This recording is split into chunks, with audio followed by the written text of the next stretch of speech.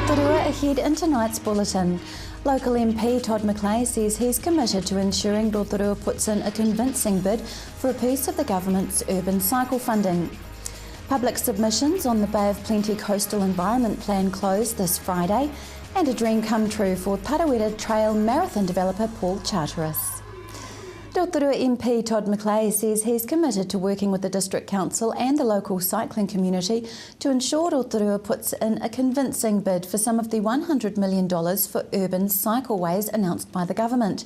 The new funding is to upgrade cycleways in order to encourage commuters to make a change from driving or taking public transport to cycling. Mr McLeay says the council is currently looking at inner-city cycleways, and he's happy to help boost cycling, which is incredibly important to the local economy. So what we know when we survey as a government, so I'm the Associate Minister of Tourism, so I have part responsibility for paying attention to these things. What we know is when people come to New Zealand for cycling, they stay longer, they spend a lot more. So we're quite keen as a government to encourage cyclists and others to come to New Zealand to have a holiday, to take part in special events. A whole lot going on in Rotorua, so that's right, we've got the Redwoods. It is the best mountain biking in New Zealand. The best mountain biking in New Zealand. The Gravity Park now is the only downhill park in New Zealand where you can get a gondola up every day of the year. It's year round. Nowhere else can do this.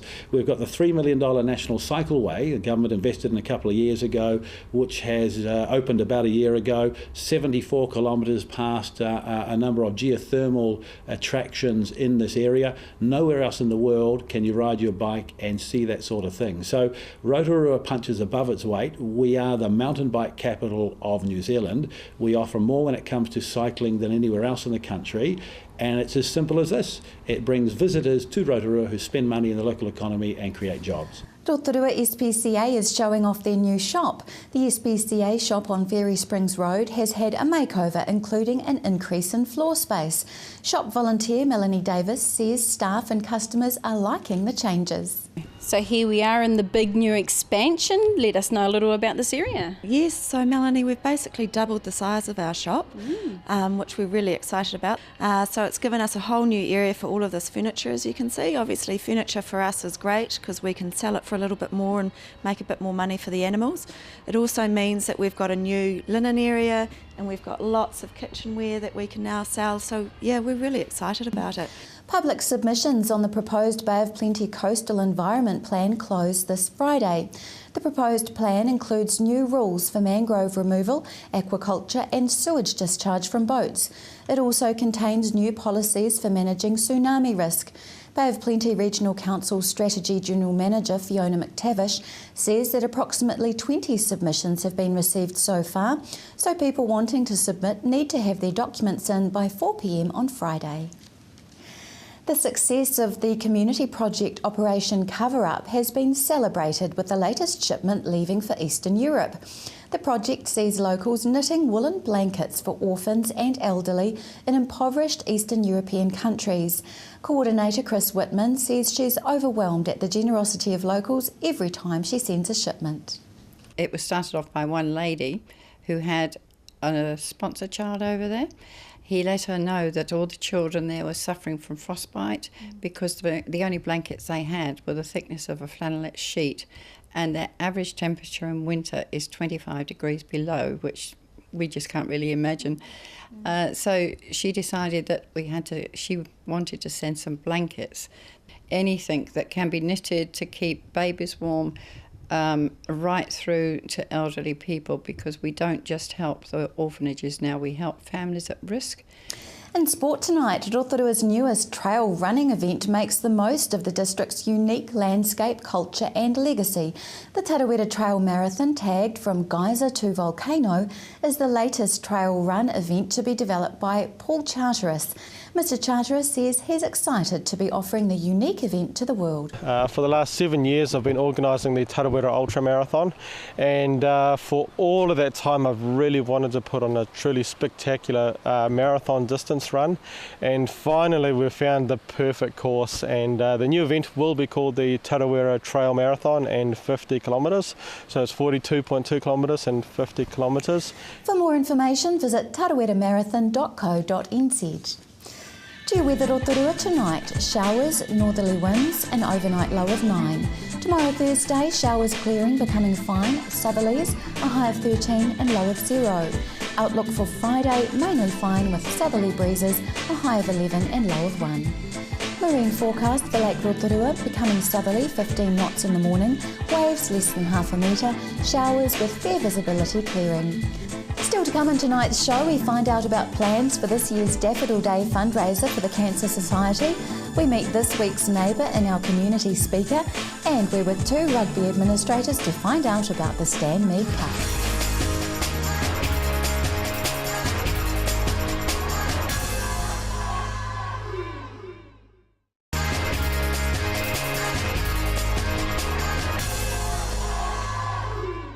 There's always a section of the community that looks out for you. Down here at the Cancer Society Foundation, we're here with Tracy, who is the Daffodil Day Coordinator for Rotorua, aren't you, Tracy? I am, yes. Wonderful. So we will talk a little bit about Daffodil Day, but there's something that actually happened on Facebook and it went a little bit viral called the Ice Challenge. Can you let me know a little about that? Okay, that's just something that just literally snowballed. I believe it came from overseas, but we were very fortunate. The Cancer Society benefited hugely, actually, from people's generosity and a little bit of craziness out there. But no, really exciting that we got over, I think it was at $66,000, which is an enormous amount and very generous from the public. Very happy. So people just came in and donated the money after they did the challenge? Yes, a lot did it online, but it literally went global, which was fantastic for the Cancer Society because we didn't even think that one up. So from the Ice Challenge, you've now got the Yellow Challenge. Is that correct? What's that? That's the Great Yellow Challenge. So we're encouraging businesses and anyone in the public to sort of get behind Daffodil Day and do anything yellow for the month of August. So you can make cakes and go crazy, wacky yellows, you can wear yellow t-shirts or just challenge one another to do something to help generate funds for the Cancer Society. Now, you've been the Daffodil Day Coordinator for Rotorua for a little bit now, so let us know about this year's Daffodil Day. Okay, basically we kicked off with our telemarketing approximately 3 weeks ago, which went really, really well this year, thanks to the generosity of local businesses and the time that the telemarketers came in. We've exceeded last year's sales by at least 100 bunches, so we're really excited about this year's plans. You've got something a little different this year though. Behind us we've got some knitted or crocheted daffodils plus little George here as well. Can you tell us about these new products? Yes, we've got a wonderful caring volunteer out in the community that makes the crochet daffodils, which we sell for $5 each. It's a wonderful way of having something a little bit different. As you can see, they're all slightly different shades of colours, and people from other areas are now asking, where'd you get them from? So it's a really great way of helping to generate that little bit of something special. And you've got windmills as well, I see. Yes, windmills, $2 each. Very popular with mums with prams and in gardens. And then we've got George, our new teddy for this year, $10, available from the Cancer Society. Wonderful. How do you make all this happen? Because you need a team. So let's talk about who's behind this sort of running of this kind of project. Yep, we wouldn't be able to do anything like we do without the care and time from the volunteers. They're basically the backbone of the Cancer Society. We start probably about April time, contacting businesses for prizes for raffles. Then we have volunteers out there in the community selling raffle tickets, selling the crochet daffodils. Without the volunteers, we wouldn't be where we are. Wonderful. And so you mentioned about telemarketing. Is that a new innovation? No, we've been doing that for many years. So this is for our fresh daffodils. The businesses can purchase them for $35 for a bunch of 30. They're couriered to their business. They can pay online by Visa, cash or cheque. As I say, last year's sales were around 595. This year we've nearly hit the 700, so very exciting. And the day for Daffodil Day this month? Friday 29th of August. We've got approximately 26 sites with 160 plus volunteers with extra student help from 4 schools this year. Wow. What schools are getting involved? So there's Rotorua Boys High School, Rotorua Girls High School, JPC and Western Heights High School. Obviously, we'll see all your volunteers out with these buckets. Where can we expect to see them? In and around Rotorua, right through to the airport, right through to Nongataha, and at the Z petrol stations, who are also on board by donating every coffee that's sold $1. So all those ladies and gentlemen that want to get to fix to get their coffees, then yep, that's a weird place to go. So that's another way of donating as well, just by buying a coffee. Absolutely, yeah. So get to Z stations and they'll help generate some extra funds. So we're going to talk about some of the local businesses around here. You did mention the Z stations. You have mentioned that the high schools are even getting involved, but are there any more local businesses? Yes, there's a team from Bunnings who are on board this year. They're going to have a sausage sizzle. They're going to be selling merchandise. They're going to be encouraging their staff to wear wacky yellow T-shirts just to highlight the August yellow month. So anything that any other businesses think they can do to challenge, then get onto it. It'll be really exciting to see what other people can come up with. Wonderful. Hey, thanks for having us, Tracy. It's been a pleasure to talk with you and letting us know about this great cause. Thank you. Thank you.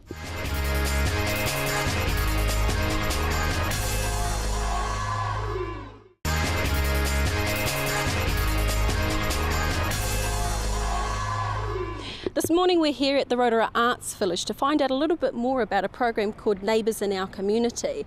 We're going to talk with the event coordinator, Waitsu Wu, and the guest speaker of the month, Priya Jailathiaka.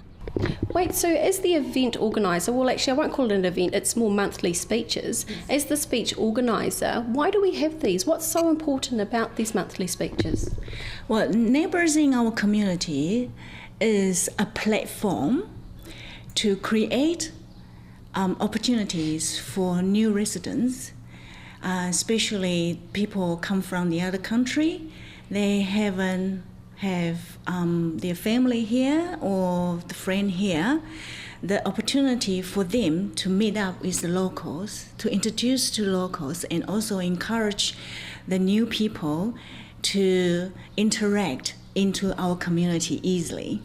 Wonderful. And we've got our guest speaker here. Would you like to introduce her, please? Okay. The first series of our monthly meeting is the speaker is Priya. She is from Sri Lanka, and if you come to our meeting, you will find out all the interesting experience from Priya on the day. Well, welcome to New Zealand, Priya. Thank you. Why have you chosen to come to New Zealand? Well, that's a nice question. In 2007, my husband got a good job opportunity here. Then after 5 years, I came to New Zealand, 2012. And it must have been a little bit adjusting to our country. Can you let us know a little bit about how you had to adjust? Yeah, basically it was very hard for me because everything was very different from my country. Clothes, food, culture, environment, everything was different.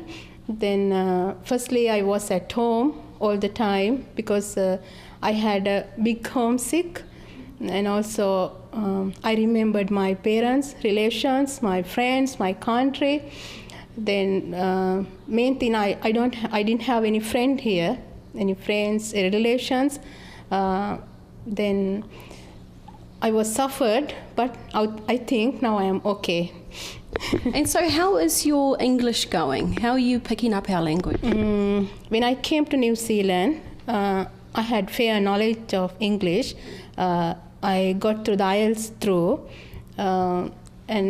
but when I came to New Zealand, I can't understand fast Kiwi accent and also slangs too. Then when I was all the time at home, my husband, he was so much worried about me, and he sent me to Wairaki Institute.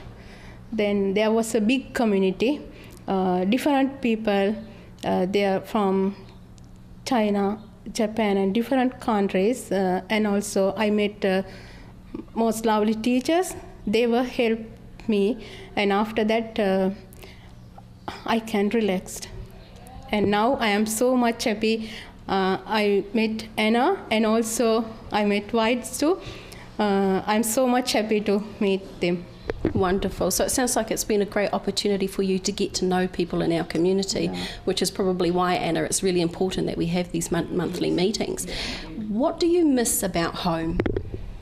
Mainly my parents and family. That's why I missed. That's what I missed. And what do you love about New Zealand or Rotorua in particular now that you've been here for, is it 2.5 years? I would like to talk about mainly education. Basically, we came here to my children's education.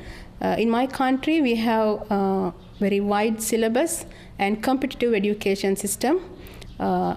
Eventually, 80% students can get qualifications for university entrance, but no spaces. But in New Zealand, they have very fair education system. It's easy to get university, and also teachers are very helpful, and they are very nice.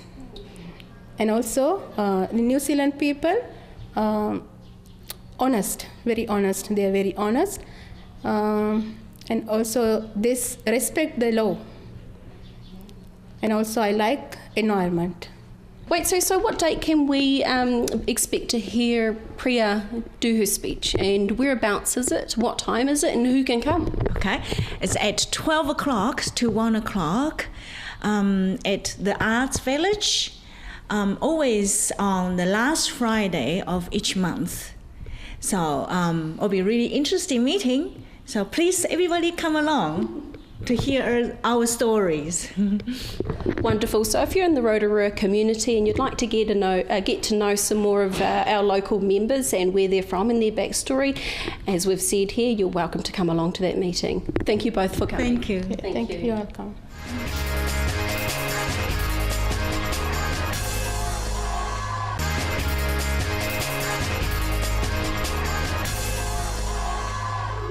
Today we're here at the Rotorua Visitor Centre. We're about to talk with Helen Beckett and Trevor Albert from Central Bay of Plenty about their passion and involvement with the Stan Meads Cup. Helen, you are a busy individual, aren't you? So you are also the Central Bay of Plenty administration, you do the Stan Meads Cup, you're on that committee, but you're also travel consultant down here at the Rotorua Visitor Centre and Eyesight. I am, yes, and I'm very fortunate that I have my rugby and tourism roles combined quite nicely. I'm a very understanding and employer and manager here that appreciates the work that's done on and off the field in tourism and in rugby. So yeah, I'm very lucky. So really they are supporters of the Stan Mead Cup of the Bay of Plenty Rugby Central. They're supporters allowing you to spend time and energy. Yeah, absolutely. Recently I had the opportunity to liaise and look after the New Zealand Black Ferns when they were here, as well as the Canadian women's rugby team. But I'm also liaising for the ITM Cup teams that are visiting the Rotorua, I think it's Auckland and North Harbour. Is it North Harbour?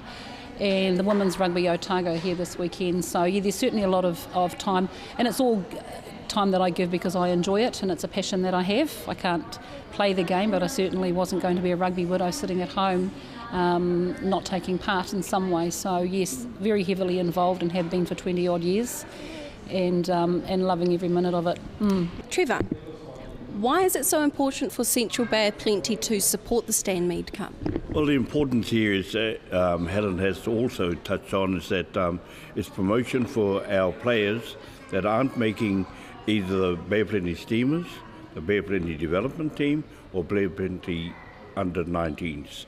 And we've found that in the past that a lot of these players, it's another opportunity for them to show their wares to selectors throughout New Zealand.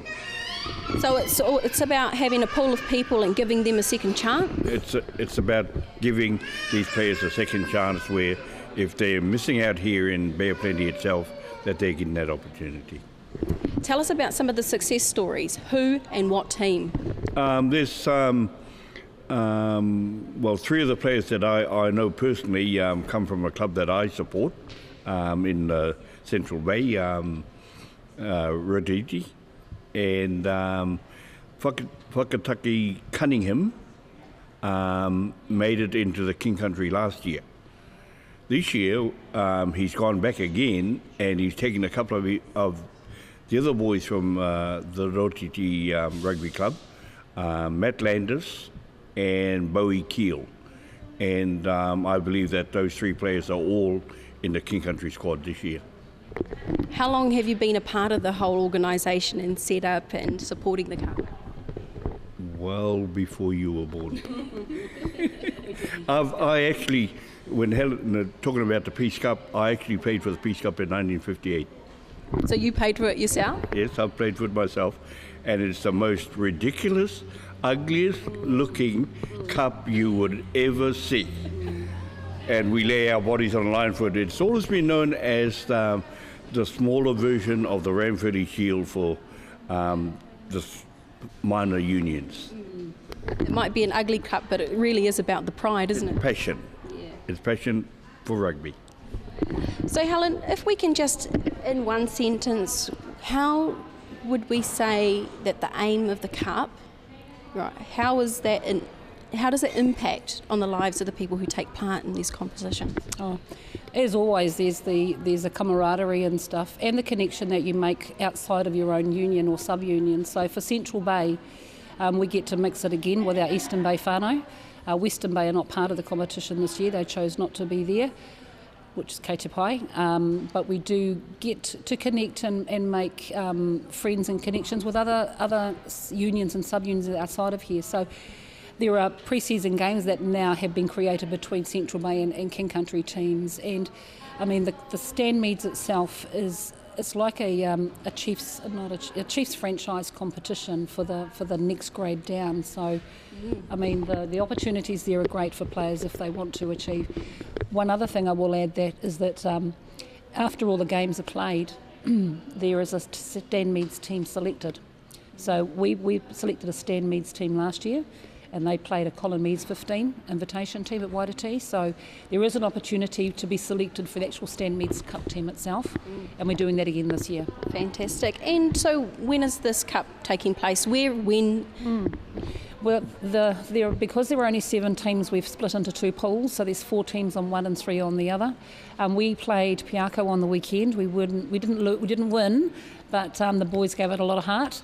Our next game, Central Bay, will be against Eastern Bay of Plenty, and we'll be playing that game at Rotorua on, let me check, Saturday the 30th of August at 1:30 in the afternoon. So it's an earlier game because Rotorua have their wind-up that night. But it's Rotorutia's club rooms are perfectly located for the visitors from Eastern Bay and the supporters from Central to go out there and catch up. Good. Wonderful. Thank you both, Helen and Trevor, for coming along today and giving us and sharing us actually with your passion for the game. You've got plenty to say. I could have interviewed you all day, but thank you so much for the time you've given. Pleasure. That was Helen Beckett and Trevor Albert speaking with Melanie Groves. If you have news that you would like to share with us, please give the station a call on 0734888984 or email news@tvrotorua.co.nz. Thanks for watching tonight from all the team here at City News. Ko Mārie.